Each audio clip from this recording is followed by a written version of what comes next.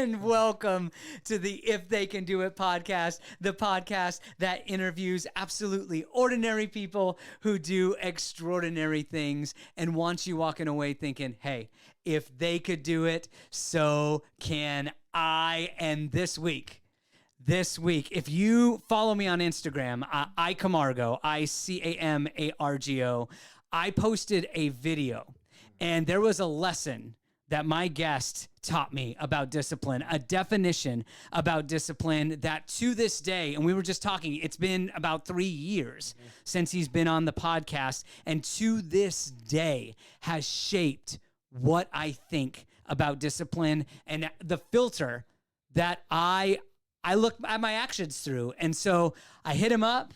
He's in town. There's been a lot of change in his life. He doesn't even live in Phoenix anymore, but he's here for the holidays. And I was like, Jimmy, you got to come back on. So Jimmy House, the one, the only. How's it going, buddy? Great. How are you? I appreciate you giving me another opportunity to speak. Oh, dude. I guess first of all, sincerely, the last episode, like, thank you. That was amazing. Thank you. Like your definition of discipline, just being, hey, it's just a process of being obedient to yourself. Thank you. And when you say you're going to do something, you have to be able to keep your word to yourself, and that's huge in your life. And so thank you. Thank you.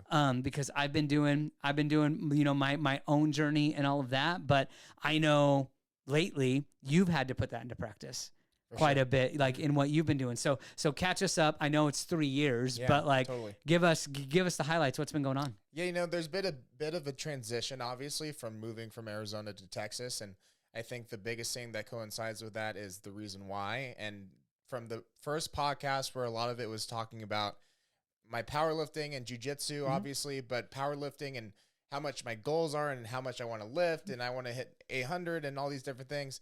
Since then, I've done 800. It was sumo, so it doesn't count, but I did 800 to some degree.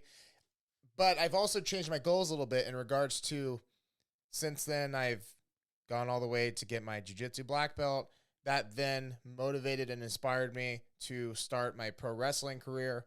And now, in order to pursue that goal a little bit more aggressively, I've relocated from Arizona to now Austin, Texas. And so in regards to some of the topics that we talked about in the last one, and in regards to taking something that you say and living up to that and owning up to a goal, that has further redefined and evolutionized itself since that talk 3 years ago. Okay.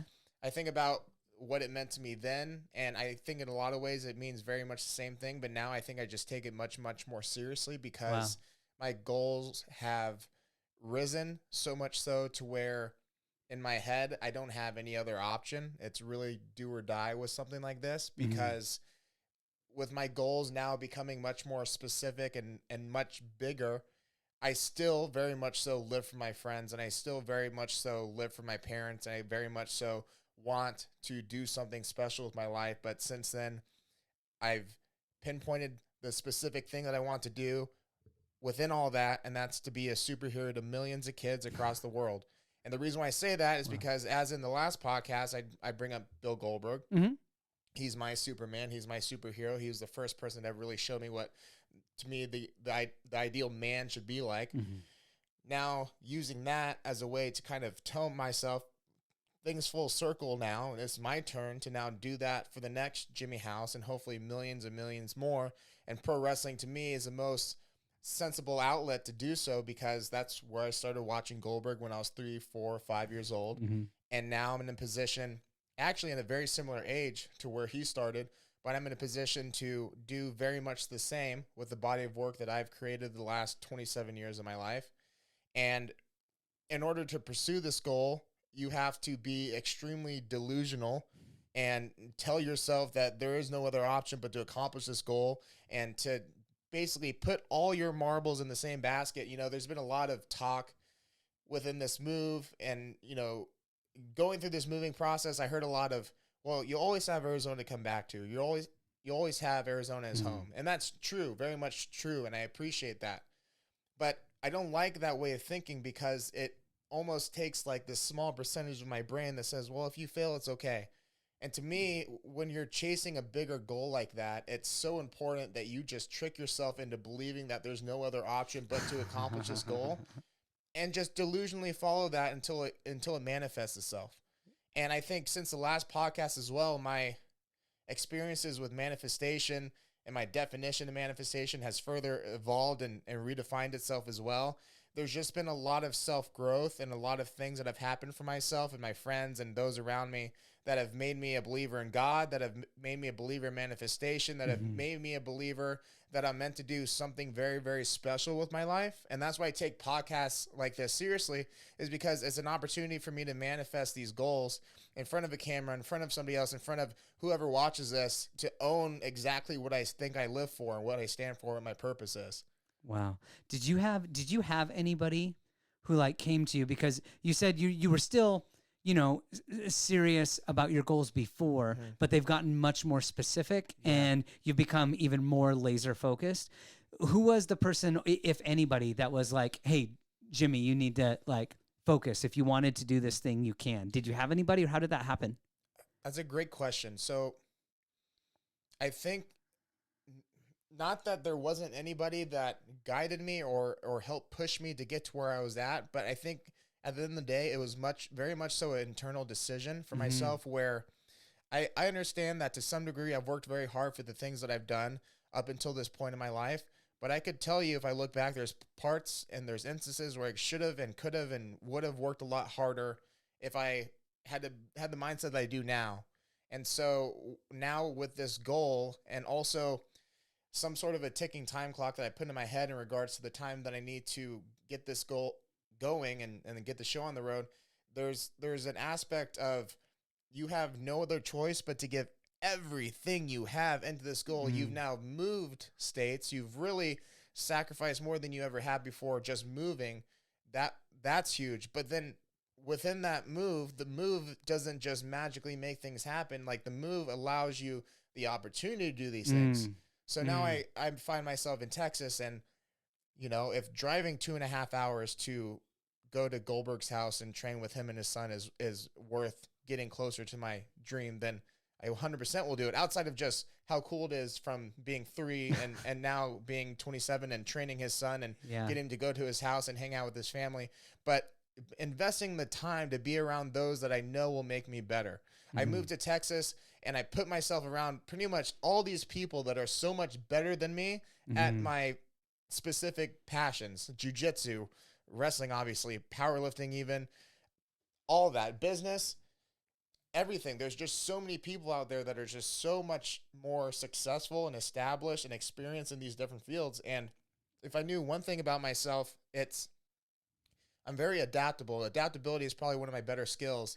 And I knew if I put myself around all these people that are just so much better than me, to the point to where it makes me feel almost insecure, that I will respond in a positive way. And in a lot of ways, I think I have. And even in regards to my coaching career as well, just moving out there has grown a lot of things in that respect. So I start to see these things kind of build on top of each other as each little goal manifests itself.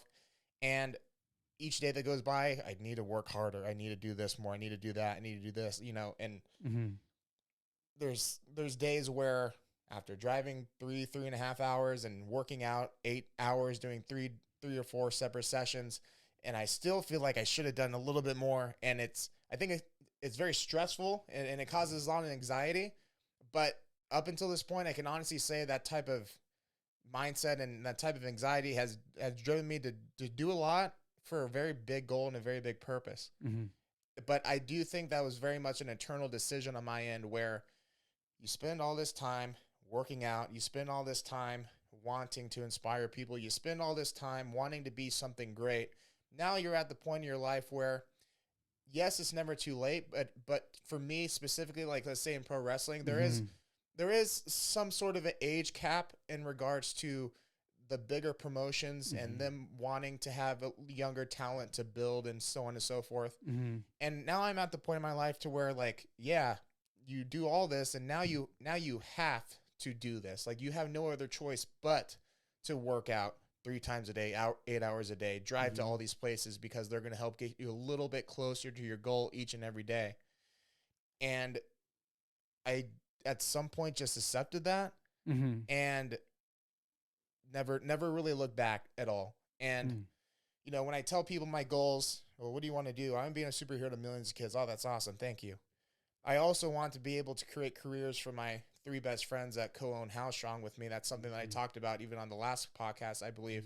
And since then, I have for one of them, actually. You know, I had Matt quit his job a handful of months ago to work for me full time. And then now I actually have a friend out here transitioning, the other co-owner, Jake, he's transitioning to take that same role. So I'm 1/3 of the way there. So that goal is Wow. coming along, and that's awesome.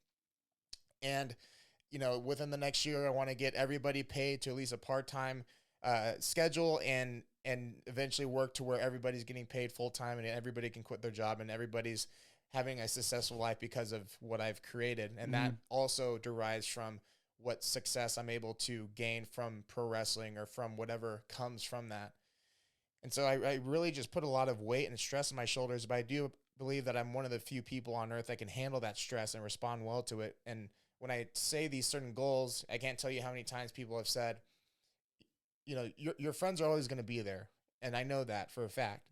But, you know, you don't need to put that responsibility on yourself. Like, you don't need to do this. And I almost want to respond to people telling me that with a bit of a middle finger sometimes because who are you to tell me how I should motivate myself to pursue my goals for my friends? And, you know, it's one thing, and same thing with my parents, like being able to get to the level of success that allows me to take care of them and give back to them. Your parents love you. You don't need to put that stress on you. It's like, you know, Yeah. like don't Yeah. like, because for me, if I am only motivated by myself, to me, that's really not enough, because if I have 4, 5, 6 people on my back that I've signed this verbal contract to with my name on it, I will do everything in my power to make it happen. And that's what motivates me. And then once I get to that side, and I already have to some degree, I can look back and say, well, yeah, I did need to do that, because if I didn't say those things about how they're all my responsibility, my Irving's my responsibility, Matt's my responsibility, Jake, my parents, they're all my responsibility. They're mine. They're my babies. I have to take care of them. If I don't do that, then I don't work hard enough, at least not just for myself. I have to do it for a bigger purpose. And that's also where I need to be a superhero to millions of kids before I leave the earth too. So, and you know, this makes me reflect back. I'm now just talking to myself at this point, but it's okay. When I last talked to you, I believe I was towards the end of college, or struggling with it to some degree, struggling because I wanted to do what I'm doing now. I believe that I could do what I do now, but I didn't have everybody around me believe that just yet. And I was trying to push myself through college to like make my parents happy and kind of abide by what I thought was the right thing to do, even though I really didn't want to do it. And you know what's actually interesting is on that same podcast, I had a very impactful night the night before, and I broke down during that podcast when I started talking about Goldberg and some of the things that were happening for me at that time, because there was a lot of self-doubt going on when I was talking to you the last time. And actually this podcast itself is quite symbolic for me, because I remember that specific podcast. It was the first podcast I've ever actually cried on. I think still might be the only one.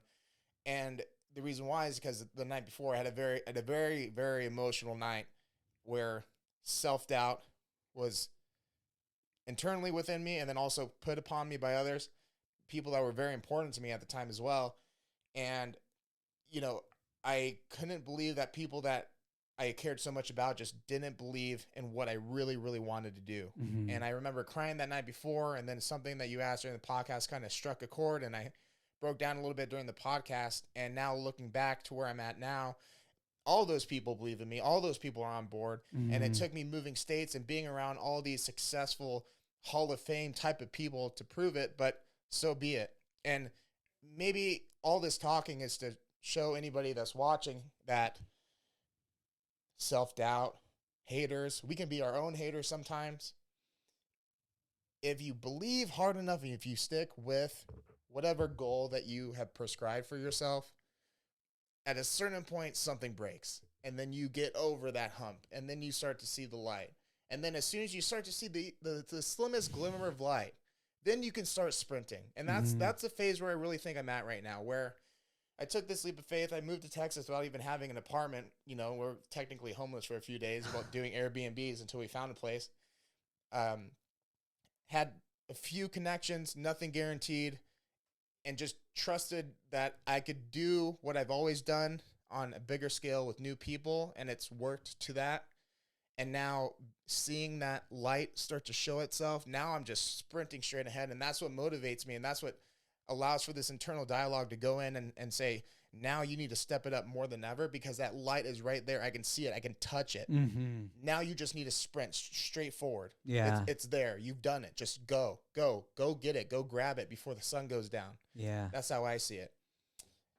Wow. There's a lot of thoughts. I'm not even sure what even started the conversation. No. I mean, there's so many elements to that, because there was a couple of things that you had said about your parents that really jumped out at me. And the first thing that you were talking about is like right now, somebody telling you, oh, you know, your parents love you. You don't have to do for that. And, you know, I could hear it in your voice when you're talking about like wanting to give them the middle finger, and like, this isn't about like, I know they love me. I'm not doing all this to make them love me at all. Like I'm picking up this responsibility because I'm picking up this responsibility. Like I'm choosing to do that. But then when you were talking about your parents in the context of you being in school, that was so different, because it was almost like, at that point, you were chasing their approval. Like, my parents wanted me to finish college. My parents wanted, and there was like this chase versus like, no, I have their approval. I have their love. I'm not worried about that. Now I'm going to go do that and take care of them because, you know, that's what I'm their son. And that's what I do. That's what I have to you do, know? And dude, like just seeing that transition is so huge. And I think people get caught up in that, because that's the difference between like having a goal, thinking that the goal is somehow going to fulfill you, versus having purpose and the purpose pulling you forward versus chasing a goal that like really didn't mean anything to you. Like that's partly why college seems so exhausting, right? That's a very good point. I would say that with my goals now, where I started to notice the most speed pickup was when I really just dedicated the reason and my why to all of this to something greater than myself. And I've heard successful people talk about this a lot. And up until a certain point, I can honestly tell you that I was just kind of doing everything for myself. Not in the way where like I need this and I just need to fulfill this, but more so in a way of like, I want to do this because I think I can do this, or it'll be really cool if I do this, or like, you know, I have the ability to do this. That like the 800 pounds. Right. Something like that. Yeah. And it wasn't until I switched my mindset to, you know, wait, you have this core group of friends that will just drop and do anything for you any given time. They've done it their whole lives. The same with my parents. The way my parents allowed me to grow up, even though at a certain point, maybe my decisions didn't always align with what they wanted, the way they allowed me to grow up was what allowed me to even see the potential in what I'm doing now. Yeah. For example, I stayed with my parents all the way up until I moved to Austin. I'm their only child. I'm half Asian, so my mom takes care of me very much like an only child Asian baby. And so, you know, with that said, like I didn't have a lot of responsibilities that a lot of people straight out of high school, or even before that, for that matter, have to adopt. And I like to think that I took advantage of that time the most by training my ass off, doing jujitsu and all that 2 or 3 times a day, like really getting and honing in on my skill, like nailing and sculpting the stone that I could then bring on TV here in the next year is my goal. To be on TV and to be able to showcase like what I have been doing for the last 26 years with my given life and opportunities and everything like that, because of the life that my parents allowed for me. So then when I thought to myself, like, you wouldn't even be here if it wasn't for your friends or wasn't for your parents. So instead of just dedicating your goals to yourself, why don't you dedicate it to the people that even made this possible? And not even just dedicate it to it just like for the hoorah, dedicate it for like, no, I'm dedicating this so you can call this your job, so that mom and dad, you can live healthy and safe for the rest of your life so that you can take care of your kids, Matt or Irving, and with what I've done. That's what I want this to amount to. Mm-hmm. When it comes to the kids, and it's like, let's think about it, even going back to when I was 3, it's like, why was Goldberg the man that impacted me? It's not coincidence. Coincidence doesn't exist. Luck doesn't exist. I very much have come to an understanding of that in the last 3 years. Mm-hmm. It's very much God's work. And when I think about God's work, it's why was Goldberg placed in my life? Well, to have an impact on me, to see what he did for myself and millions of other people, to then get myself to a point to where, like, you can do the same exact thing. There's no reason why you can't. In fact, you're meant to do the same exact thing. That's why Goldberg was shown to you at such a young age. Mm-hmm. That's why Goldberg came to your life literally when I was 22. That's why Goldberg now trusts me to go to his house every week as much as I want, to train his kid. And it's not coincidence. It's not luck. I didn't, this is all God's work. I'm just very blessed to be the individual selected for such a cool thing to happen. But now understanding that, that's what really gives me this delusional confidence to sprint towards my goals, because I fully understand what my purpose is now. Mm-hmm. Since our last talk. Mm-hmm. It was kind of still up in the air to me at that point, but now I'm very, very confident and very, very certain what I'm meant to do. And going to the Goldberg conversation, like, you're meant to, he always says this, he always says, pass the torch, carry the torch. He always says that to me, whether he types it out as a comment or he says it to me in person. And that's also God's work. That's not a coincidence either.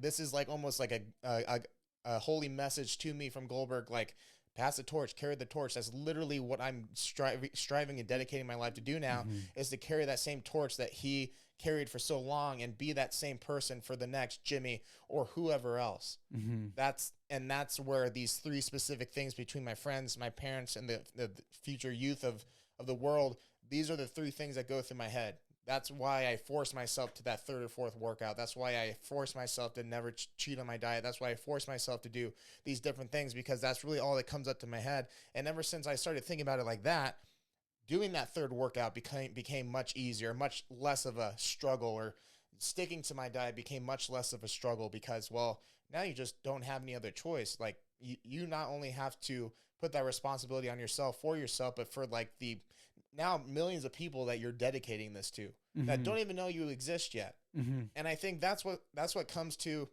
being so confident in something, is that this weirdo is really working this hard for millions of hypothetical people that don't even know who he is yet. Yeah. And it seems so strange to anybody else. And another thing to add to this conversation is where I've started to notice a lot of growth is being able to explain something like that without hesitation to anybody, because that's a type of manifestation that I've noticed, like, really works, like, sometimes almost instantly. Mm-hmm. So I just say whatever now, like, I have Harry Potter superpowers, because, like, I've seen it happen, I've felt it happen, and I know that if I continue to practice this and put the work behind it, it'll continue to do that for me and my friends. Yeah, dude. Like, there's so much there, because I think of the last time we talked and the work that you were putting into, and, like, your understanding of discipline then, where now discipline plus purpose.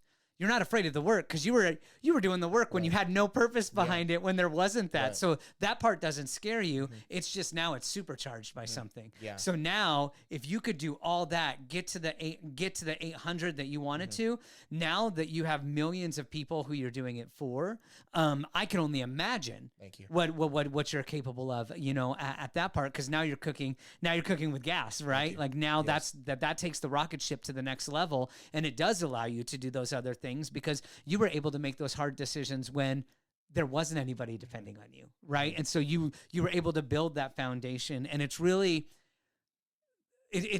cool when you kind of step back and look at the maturation process, right? Where you're doing this work, and I'm sure in some days before you found your purpose, you were like, gosh, why? Mm-hmm.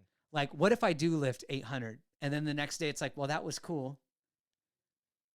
Yes. Like now what, right? And now you're like, no, I know the now what. I know what it is, and it's going to take 100% focus. But I know I could do that because I was 100% focused on something that ultimately didn't matter the next day. And so I could see now, like that gives me pumped up, because now you're like, if I'm doing it for my family, there's no way that door's not going to open. Yeah. There's no way that this isn't going to happen, because I made big things happen when I was just grinding for no reason. Right. You know, I mean, dude, that's powerful. Thank you. I appreciate it. I look back to that past, and you know, when I talk about this goal, I realistically can say that this is something that I've really been working for my whole life. But up until maybe the last year and a half, 2 years is when I actually like pinpointed it and honed it on it and pointed my finger to that. Up until that point, I was working really hard and I was doing all these things and I was working on all these various skills because I don't know, it just feels right. You know, I was born into lifting, and then I was born into martial arts, and I was born in just to athletics in general. So I basically just refused to grow up. Mm-hmm. And then at a certain point, I grew up. I'm like, but shit, I still want to do this stuff. Okay. Like, you know, where's kind of this happy median here? Yeah. And yeah, going back to the 800, you know, working so hard for that, and then you hit it, and then it's like, now what? Well, the 800 became 135 as soon as I said I wanted to become a superhero to millions of kids, because that 800 is just nothing in regards to what I really, really want to do, you know? And that's where I very much do appreciate the positive feedback that I get on social media in regards to all the different things that I can do.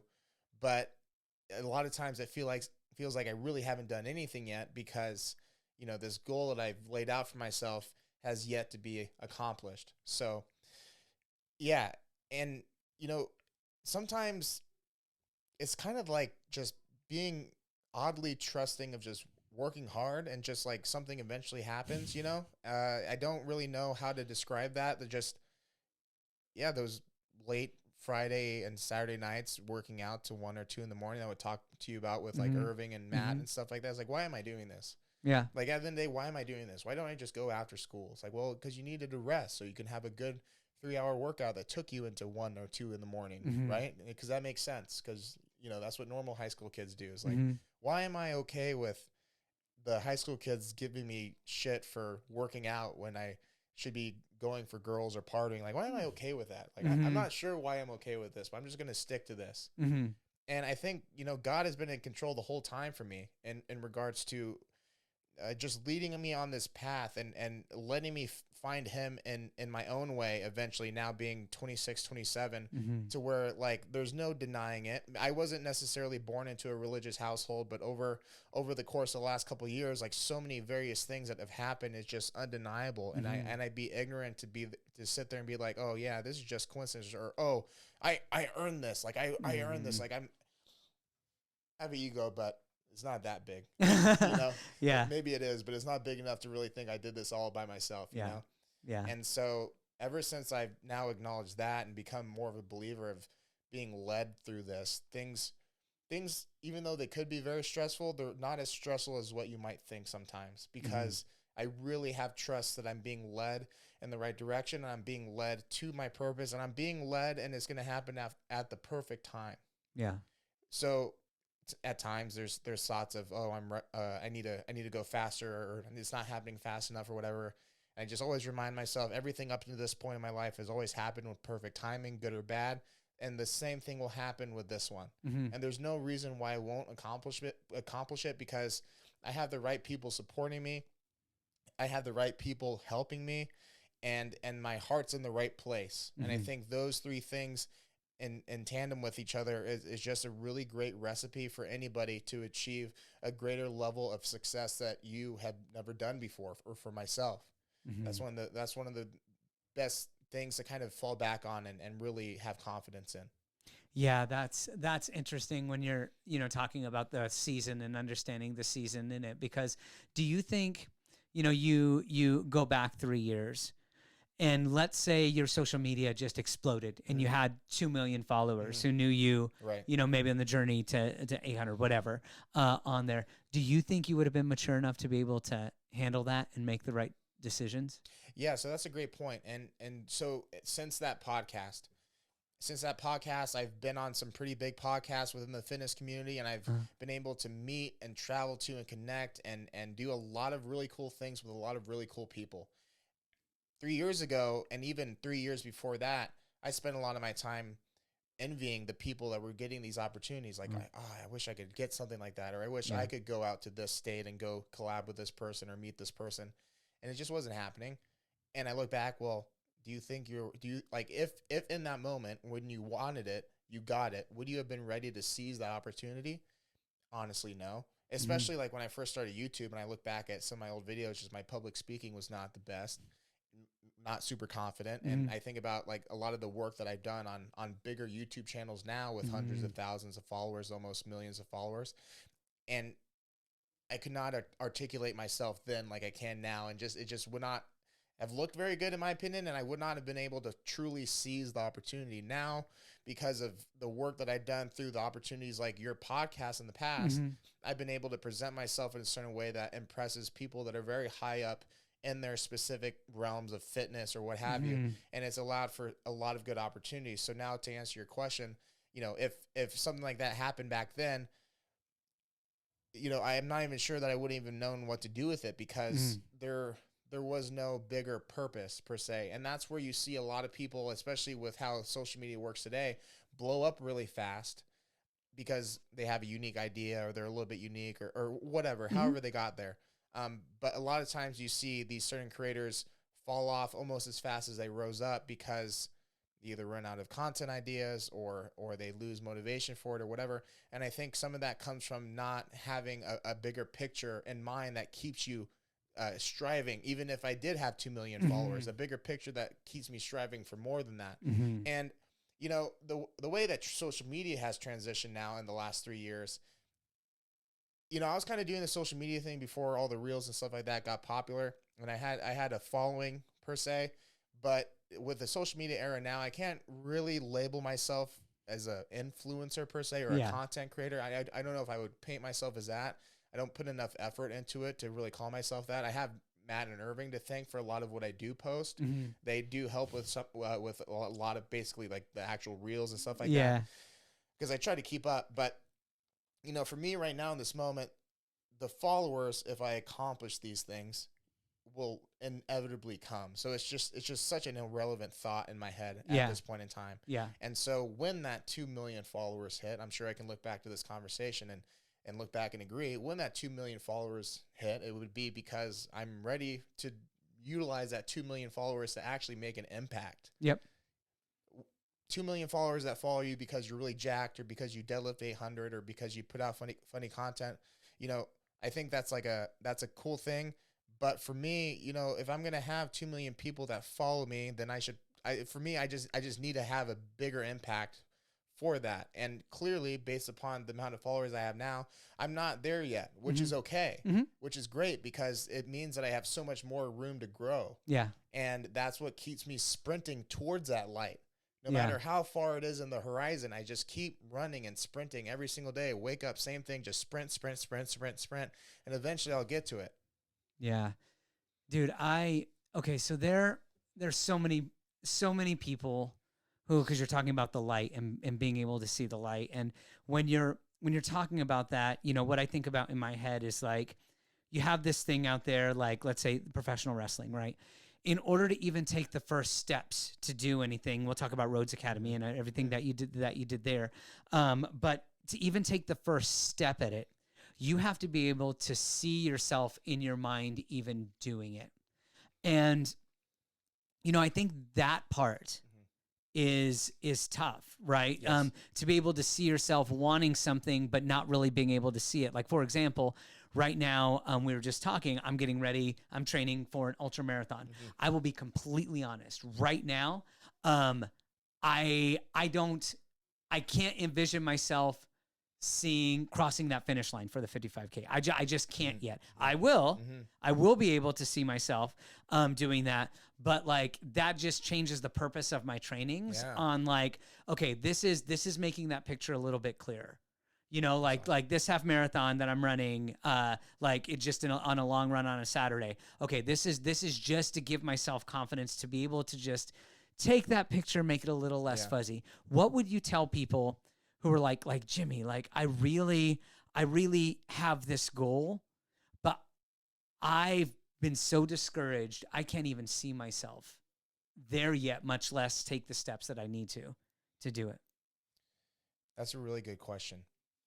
And each individual, in correlation to themselves and their life experiences and then their goal, is going to justify a slightly different answer, I think.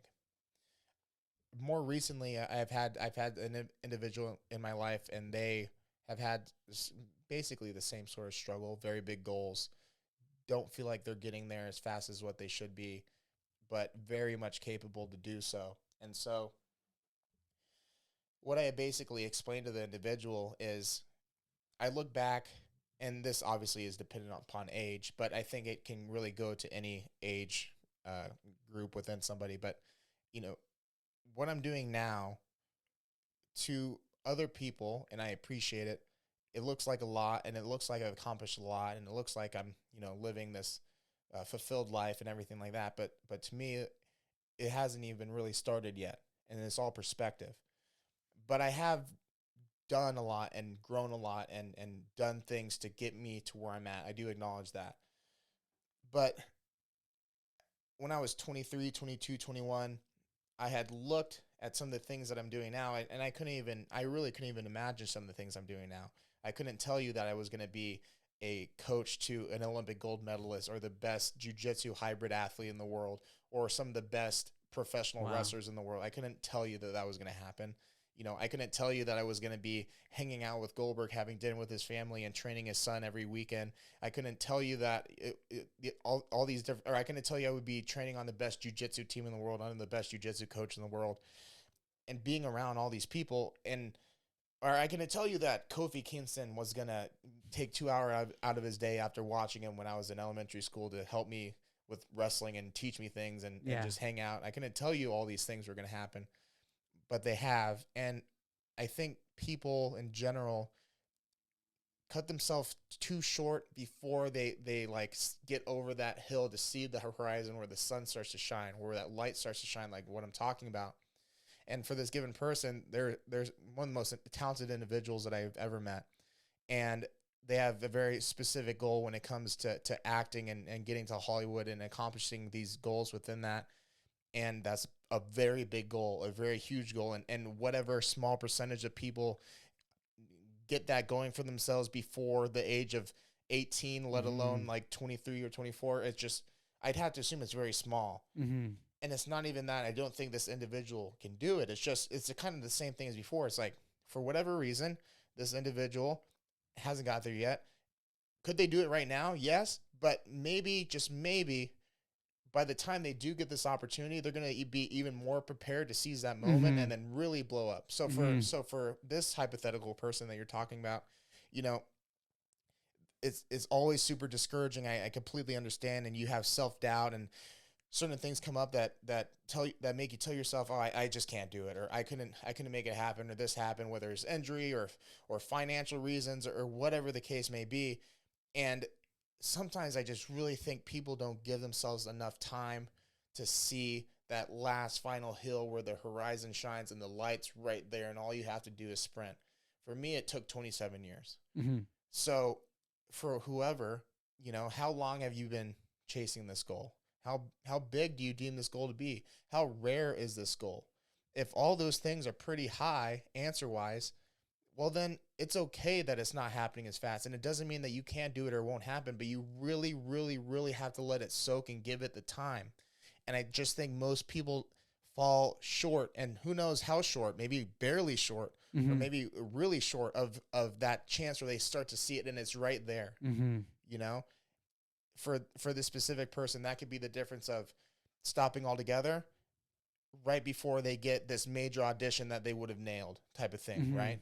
And for whatever person that we're talking about, that could be a bunch of different things. But, don't leave yourself with what if, because truly from my perspective, and I'm not saying everybody has to be as crazy as me, but truly from my perspective, I will die before I find out that I can't do this. And that's to me is writing my name on this contract that I will pursue this with everything I have till I drop dead because this is what I really, really, truly want to do. Mhm. That's my answer, I guess. Yeah.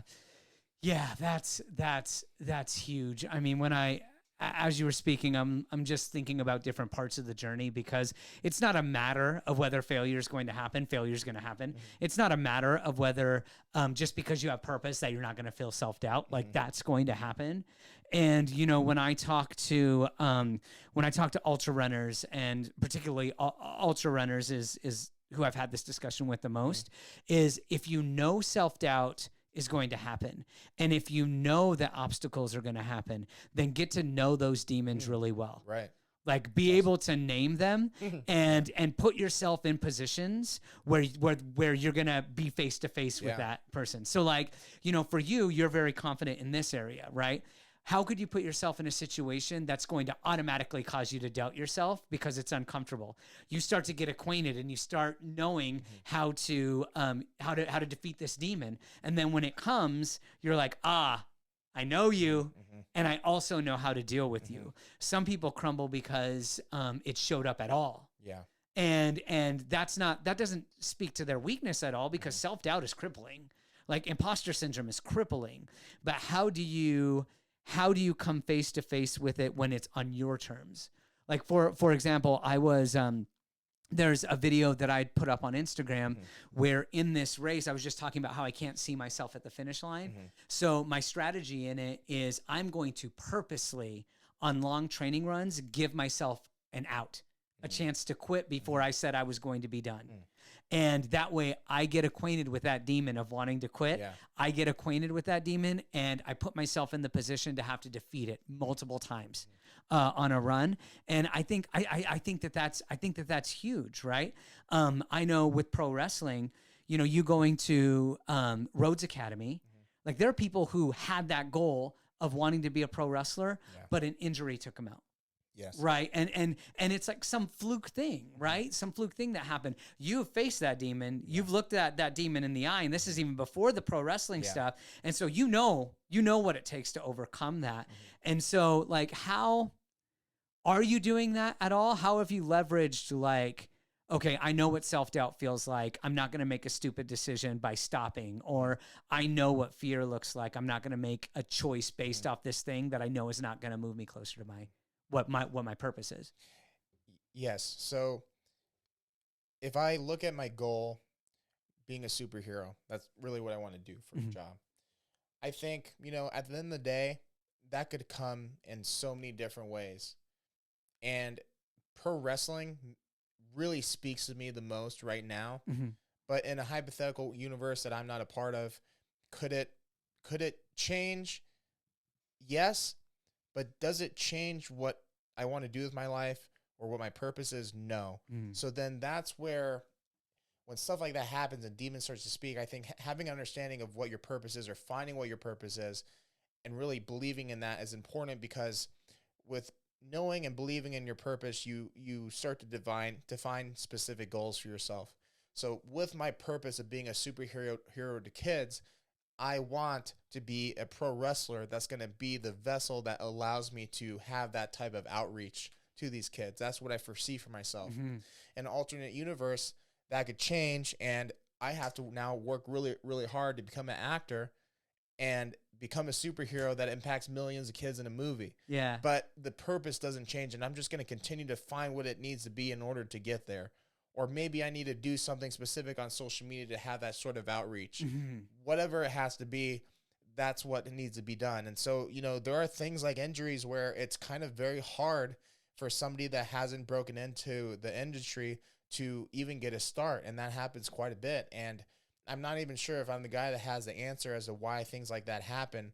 But in my past, if I've dealt with demons or injuries or demons that occur from injuries and everything else, it's understanding that this is a blink in time, especially in my life, a very short stint of 8 or 9 months or however long it took to heal my knee.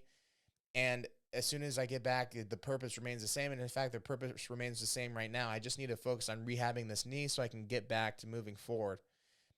There's times where during, a 3 workout day. I go from the first to the second one, and by the end of the second one, it's already like 7:30 or 8, and I need to drive 30 minutes to the next one, which is typically like wrestling practice or something. And it's like, well, you got the wrestling practice tomorrow. Like you probably need a rest or whatever. Like science and nutrition tells you that you need to get rest, and it's like, yeah, you're right. But it's like, no, just drive straight there. Just drive straight there. Yeah. And it's not the best probably in regards to my recovery and those literal things. But I do have a very firm and strong belief that those little sacrifices accumulate over time, and you'll have your opportunity to rest at some point, whether it's after you gain all the success or when you're dead. Yeah. But either way, I'm gonna feel much better about myself because I had those demons come face to face, and I knew that they were gonna come. Like at this point, I can expect those demons to creep up by the second or third workout and tell me to, call it a day, or even like, I'm feeling sad and I'm going to cheat on my diet or whatever the case may be. And that's when it's like, okay, yeah, like you said, like be familiar with them, like know when they're going to come and know what to do when they come. And for me, a lot of the times it's just literally doing the exact opposite of what they're telling me to do, not finding a compromise. I think sometimes people try to find a compromise. I don't want to go to practice because my demons are telling me to not. But maybe if I compromise and go home and study some wrestling, it'll be good enough. Or maybe if I go to practice and tell the coach that I'm kind of not feeling it today, so I'll just watch, maybe it'll be good enough. I've thought that a few times. Like, hey coach, I deadlifted 700 pounds a day. My back's kind of tired. I think I'm just going to watch and learn. I thought about that. But then I've learned just over time, it's like whatever they're telling you to do, literally just do the opposite and just sprint with your eyes closed. Like sprint with your eyes closed towards that. Yeah. And usually, and then so at time passes and all of a sudden you did it and whatever. And then, so you got past that. And each time moving forward, it just becomes a little bit easier to ignore those demons and just continue pushing forward. Yeah, dude, that's amazing. And just in a couple things that you just said, is it's really funny because it's a hardcore dedication to your goal, but also like holding how that goal happens very loosely, knowing that you don't have control over how, but it's pulling you towards, what the end's going to be. When you were bringing up acting, right, with wrestling, because I think some people can get really lost in the fact that like just let's take your story. Like, let's say pro wrestling, like you said, it isn't pro wrestling, whatever. And some people would be like, no, like I'm entitled to that happening. I moved from Phoenix to Texas to make this happen. Well, I didn't want to do that wrestling practice and I did it. I'm entitled to do that. But yet holding it loosely to like, if it is acting in a superhero movie, if that's the way that it looks. So how do you balance that, like laser focus with a loose hand? Yeah, that's such a good question. And I think because that person that you just imitated right now, I have a lot of respect for that. I respect that. Like, yeah, you if you made such a sacrifice like that and you continue to make these sacrifices in your daily life, you to a degree should feel entitled to it, because if you truly know that you earned it and you deserve it, well, you have to also believe it in order to accomplish it. So it's funny because how do you loosely chase a goal but also believe 100% into it? Like I don't have the perfect answer, but for me I think it's just ignorance and delusion. That's how I get past it, to be honest with you, because ignorantly and delusionally, I will be a pro wrestler on TV and have that impact on kids, and that will be my start. At least my start. I don't know where I go after that, but at least my start. Yeah. That's where I'm at, ignorantly and delusionally. However, realistically and optimistically, if that doesn't happen, well, again, the purpose is what will never change. The purpose can't be altered. The purpose of why you're on earth cannot be changed. So again, whatever the vessel is to find and maximize your purpose, that could be anything. And that's what we don't have control over. I think just like truly understanding that is where I can hold something like that loose, but also very tight, because I have confidence that if that were to not happen, then whatever I deem to be the next way to get there, shown to me by probably God, then I know that I'm just going to pursue it in the same exact light and the same exact effort and the same exact respect that I did the pro wrestling, because the purpose remains the same. You might zigzag to the right a little bit, but we're still sprinting forward. Mm-hmm. So that's what I would kind of say. It's like, and that's why to our last conversation, having a bigger purpose than just the 800, or for me, just the pro wrestling, having a bigger purpose in that, because that still allows you to chase something versus a lot of times like athletes, right? Like football players and basketball players, you got extremely talented athletes, but there's only X amount of people that can even be in the NFL, like literally. And so there's a lot of athletes that are NFL ready or NFL good that don't ever see the field. And so a lot of times you hear stories that, the life doesn't go as well after that because they felt like they've lost their purpose, but in reality, maybe they should have signified a bigger purpose as to why they were doing football to begin with. Maybe that's how I would see it. So yeah, it's kind of having a bigger purpose than your goal. Yeah.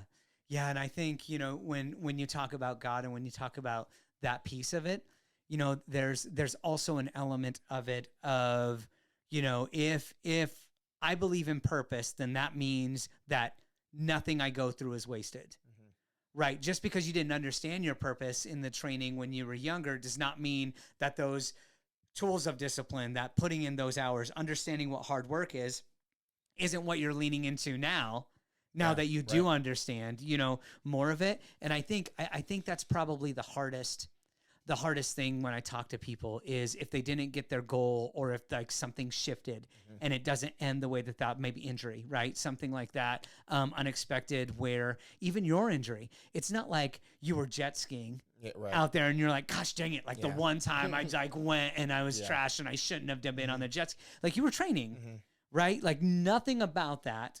When I think about that, you could go, nothing about that was fair. Right. You were doing the right things. You were doing all of that, but it happened. And, it's just super fascinating keeping it in perspective of, but that injury isn't going to be wasted. The lessons that you've learned from that is not going to be wasted for the sake of the purpose. Yeah. And the grind and the work, it could either wear you down or it can make you sharp.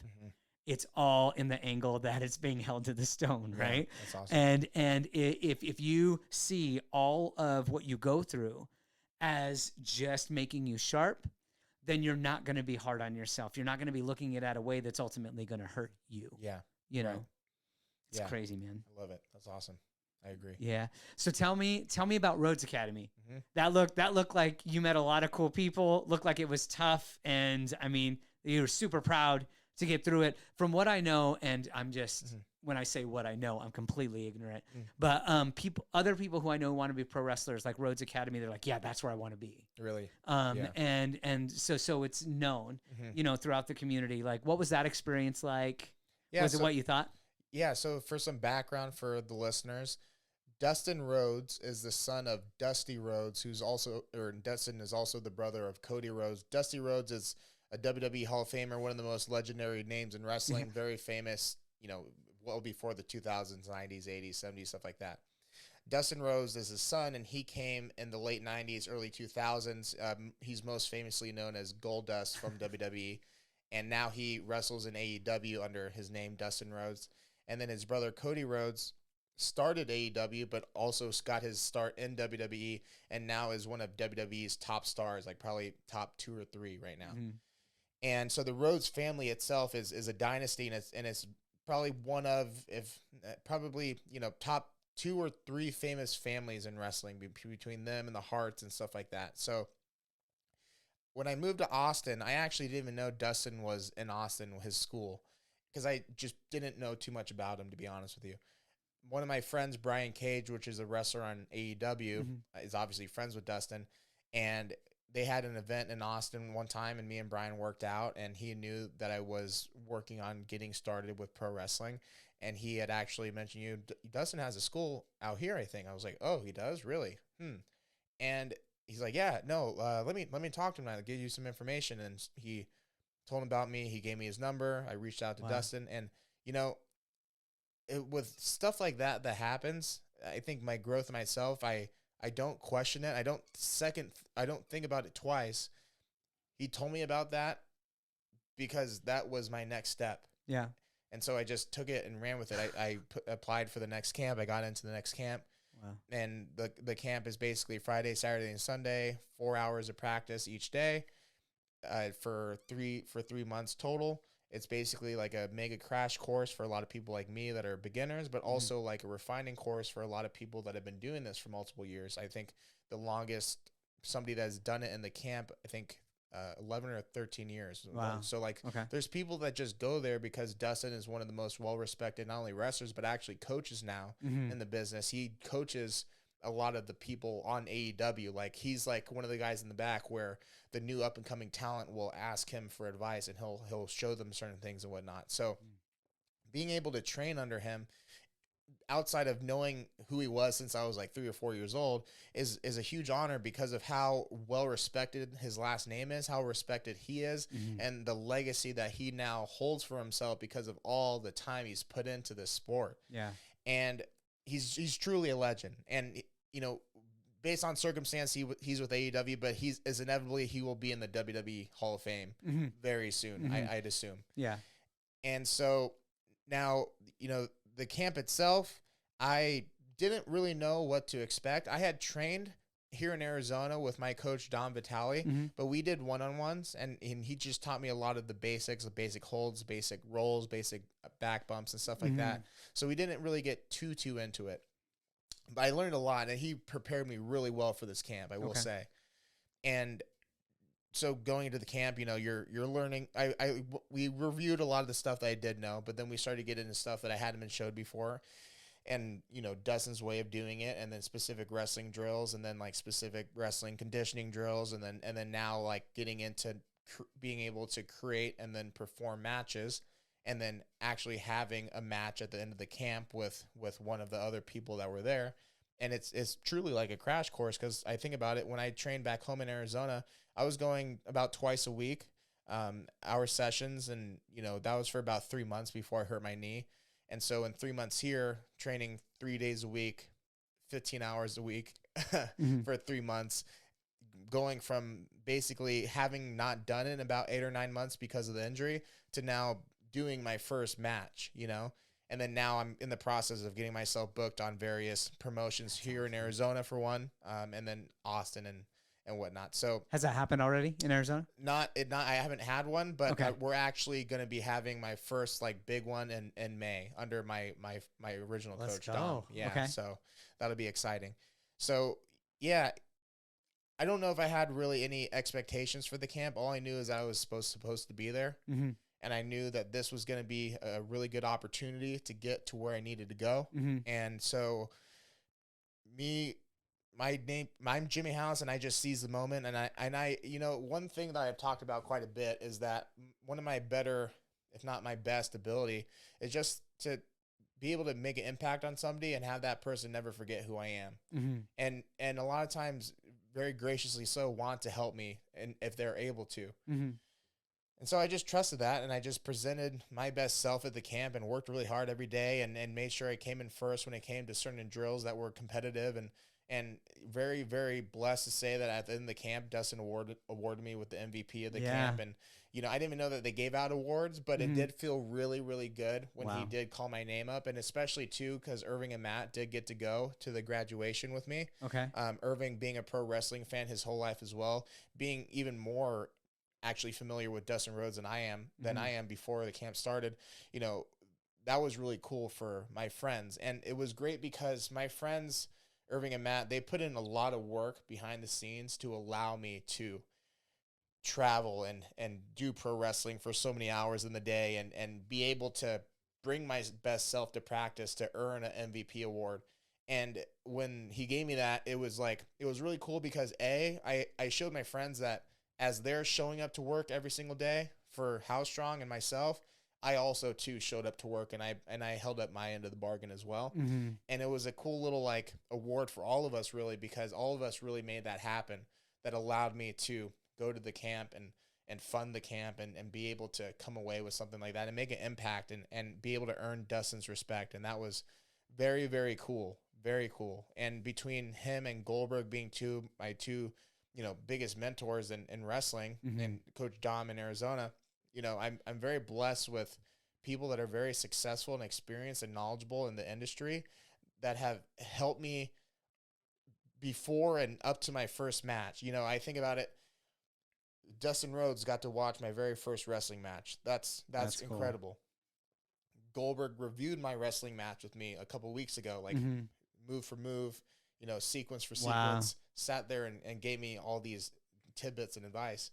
Kofi Kingston did the same thing. And that's why, like, I'm just so very blessed to be in the situation where I'm at. And I realize that there's a lot of people that aren't as fortunate to have these friends within the business so early on. And that's what makes me believe in myself so much more. But that's also what makes me not take it for granted and make sure that I'm working harder than anyone else, at least in my own head, so that I know that I'm not being disrespectful to those that have been here longer than I have, I have only been wrestling for this long, but I've been working for this thing my whole life. Yeah. Yeah. This started when I turned on the TV and I was 3 and I saw Goldberg on WCW. This started 24 years ago, So yeah, the camp, one thing that I really liked about the camp was, I think even myself, like going into something like that, like I didn't really know what to expect. I thought maybe I'd expect like drill sergeant type of coaching, and, like yelling and stuff like that. And in which case I would have been prepared for it. But to my pleasant surprise, Dustin and the other coach, Eric, they worked together, were just so, their passion for coaching just bleeds on the mat. It's just, and I have a lot of respect for it too, because my career is being a coach to online and in person. I've been coaching now for the last basically 7 years. So I can spot a good coach when I'm around one, and they're just extremely selfless and patient, and they give the same amount of encouragement and attention to everybody, regardless of experience, regardless of ability level. You did have a handful of people that went in there and they just never done anything before, like not even like a sport, not even like, know, like T-ball, right? This is like the first thing that they've ever really done with their body. Okay. And they're just as patient with these people, and you have to break things down to a specific skill level, obviously, but I never saw a coach just like get so frustrated with somebody because they're new and they're not getting it, or somebody that maybe isn't that good at being coached because they've never been coached before. Like being coachable is a skill. And I've been coached since I was like 3 years old. So like being coachable is something I've worked on for a while, but I can also spot when people haven't worked on that during their life, like being coachable, like never really being put in position to where you're working with the coach. Cause I think there's a certain way you handle that. And I could tell that some of the people in the camp, and everyone was great, but maybe weren't so used to that. And I saw instances where like I'd expect certain coaches to like really get on and they remain calm, super helpful, and just like very lighthearted. It was just like a very positive experience for me. Especially because at that point in my life, I was actually literally just entering a breakup. And like literally the day of the camp, and like through the countless like negativity that was going through my head, like during that day, like starting camp that night, and then almost using camp as a way to recover. It was, I couldn't have picked a better group of people to be around during that recovery process for myself. Just extremely positive, very family oriented type of atmosphere. And now it's an honor to be a part of that in any capacity. That's cool. And at the end, I mean, all that happened was you got choked out by your own curl bar by the end of it. So. I did get assaulted in the gym. Dude, I love just hearing you talk and how comfortable you are with being in rooms where nobody cares about that you're Jimmy House. Where there are situations and gyms where you would go into and it's like, Jimmy House, like that's a thing. And some people would like that. Like, unless that happens when they walk in a room, they don't feel important, and they need that feeling of importance. I think that was a key in what you said, where it's like, if you are the smartest person in the room that you're in, if you're the strongest person, whatever the context calls for, if you are the person in the room, you you need to serve the people in those in that room with whatever knowledge you do have, but you also need to be in a room where nobody gives a damn about who you are and what you've accomplished, to where you could just learn. Yeah. And because there's a freedom in that too. Like there's no expectation of right. you, you know, of anything. Like you just went to the camp, and sure, like you're a big guy, but there's a lot of big guys who don't work hard in that context, right?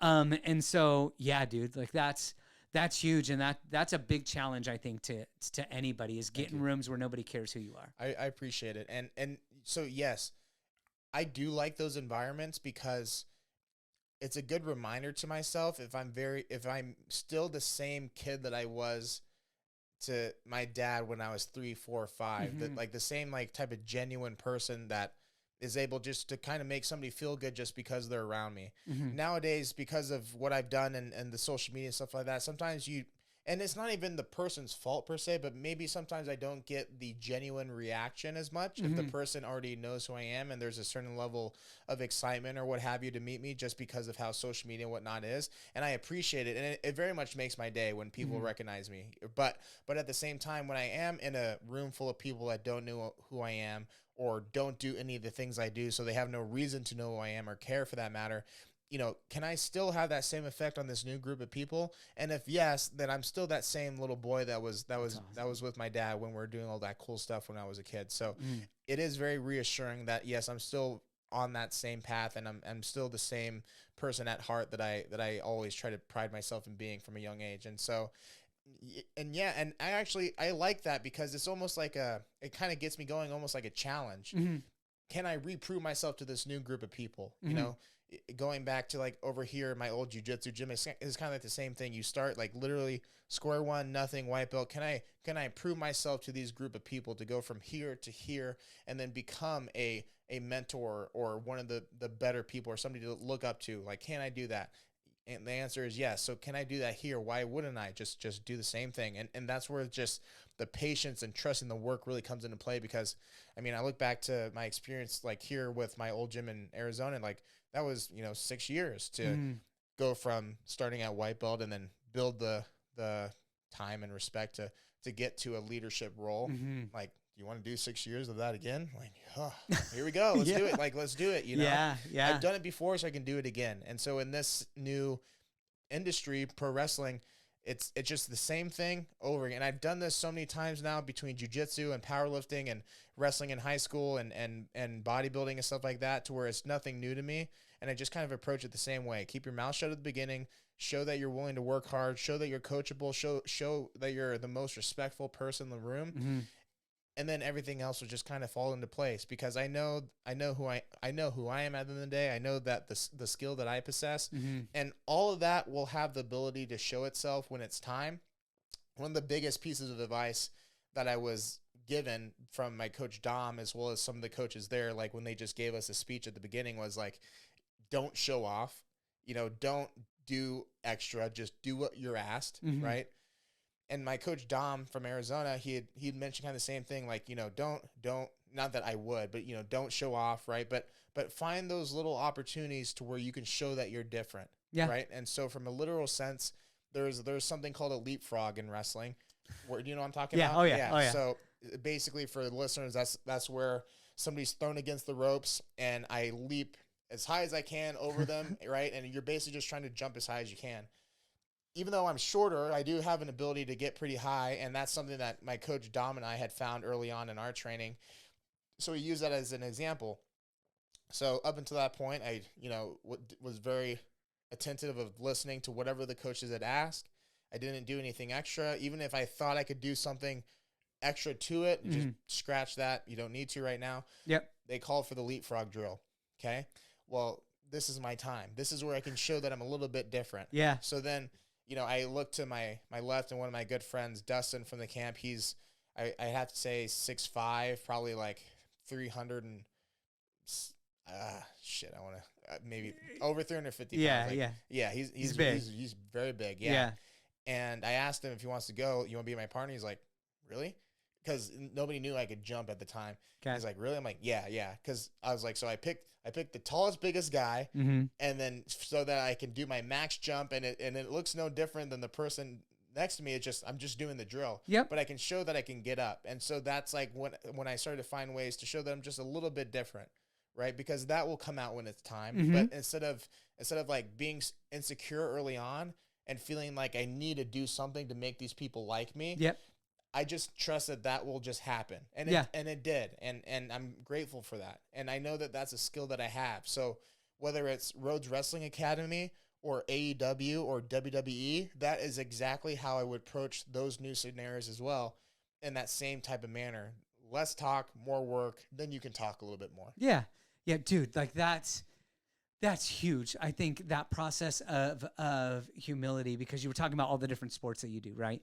And I think it's so easy, and we all do it in some ways, but like, let's say what you've achieved in any one of those sports would be so easy to tie your identity to. So like, powerlifting, right? Like you could be, okay, yep, powerlifting, that's my identity. I've gotten to this point. Sure, I was at a different point 6 years ago, but I'm not willing to release the fact that like I feel like I matter when I go into the gym here. Right. But you held loosely to that and consistently put yourself in these different sports where your explosiveness would not be what it is. You would look like a power lifter, and you'd be limited in what you're doing right now, because you would just be the big dude. But then when you leap, you're like, okay, like there's also a level of athleticism, but you only have that because of the humility of not just being the power lifter, of not just being that, the grappling, the mobility that you have from jiu-jitsu, all that kind of stuff.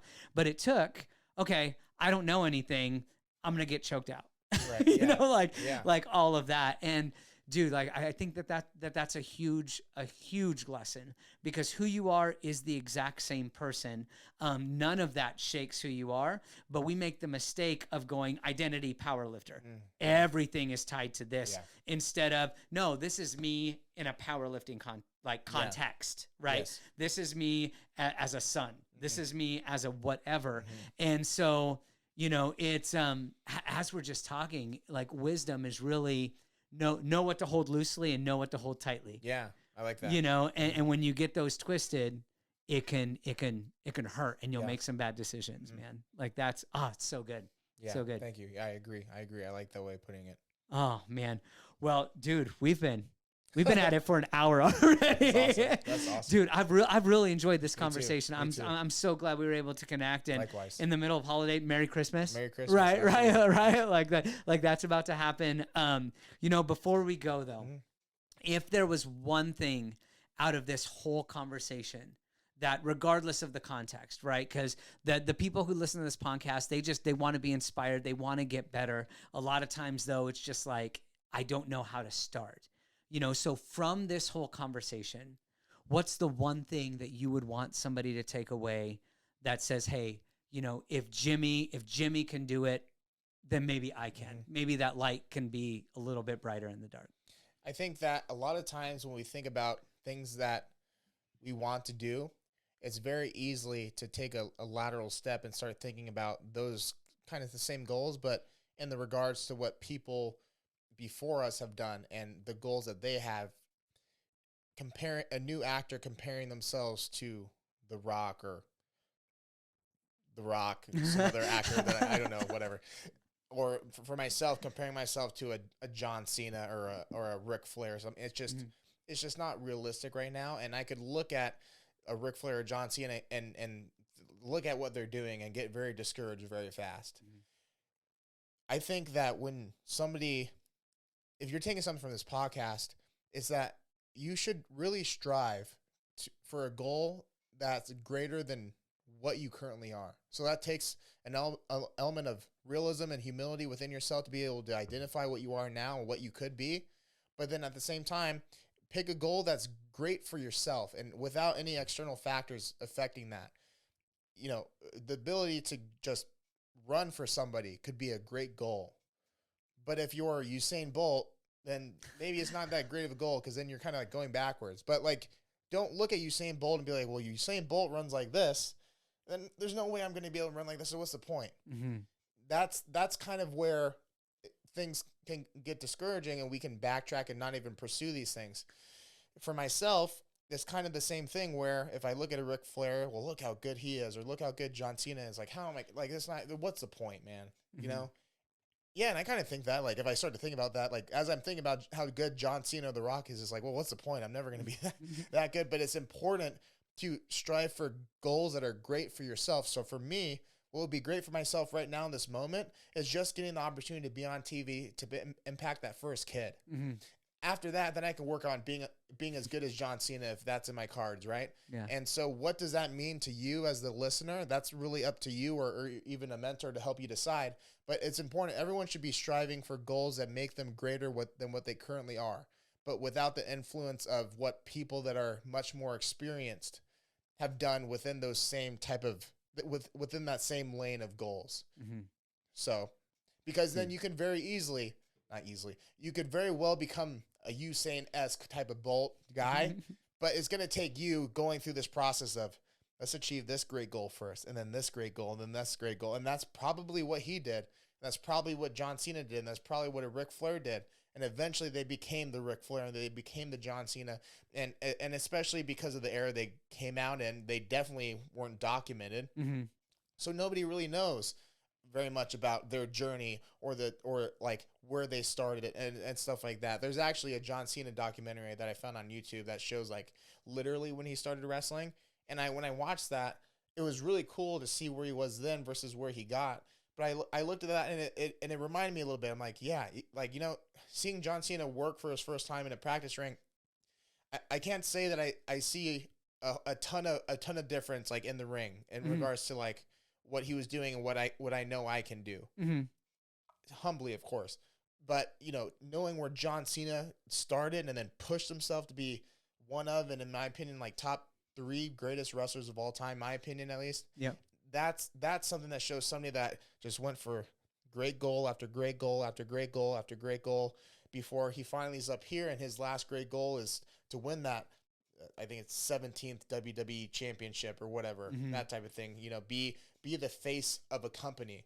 But he wasn't the face of the WWE until he had first accomplished that great goal of having his first match or signing his first WWE contract or getting his first United States championship type of thing. And then now he's the face of the company for over a decade, and now everybody knows his name. He's synonymous with wrestling. He's like he's almost on the same level as The Rock, where you could hate wrestling, don't care about it, whatever. You're gonna know who The Rock, and you're gonna know who John Cena is. You know, you may not know who Triple H is, you may not know who Bret Hart is, Hulk Hogan even, but you probably 100% have heard of The Rock and John Cena. But they all started here, going for a great goal after great goal after great goal, and then they got to where they're at. Yeah. Dude, I love that. I love that. And the only thing that can keep you going is purpose, is if you know why you're putting one foot in front of the other. And for you, you know, I'm excited that there could be kids who aren't even born yet. Yeah. Who this work is going towards influencing. Yeah. You know, that you're doing right now. And dude, like that's exciting. That's amazing. And I'm humbled and honored that I get to like watch it. Thank you. You know, and encourage it and do all of that, man. So then, man, thanks for coming on again. I appreciate you. Thank you, guys. Thank you. And if you, and I know you did, if you got anything out of this episode, please subscribe, leave a review, and not because, oh man, you must subscribe. It has nothing to do with that. It's the fact that if this message is going to get out, there's rules to this game of podcasting, and those are the rules. And so this message, this podcast, I think, is one of the most powerful ones that I've done. So share it, like, subscribe, leave a review, do all that. And hey, don't forget to do something to make you proud of you, all right?